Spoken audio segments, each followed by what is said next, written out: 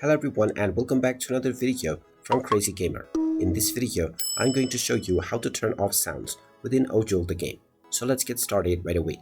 First of all, open up OJOL The Game on your device, and you might be asked to log into your account if you haven't done so already. After logging in or signing up, you will be taken into the home page. Now if you wish to turn off the sounds within the game, then just tap on the gear icon at the bottom right corner. You will now end up within the settings page. Here you will see the audio section, within which the volume slider is set to maximum by default. You can use this slider and turn it all the way to the left if you wish to completely turn off sound within the game. You can also customize the volume level based on your preference and then tap on the OK button once you are satisfied. And now when you play the game, you will not hear any sounds anymore.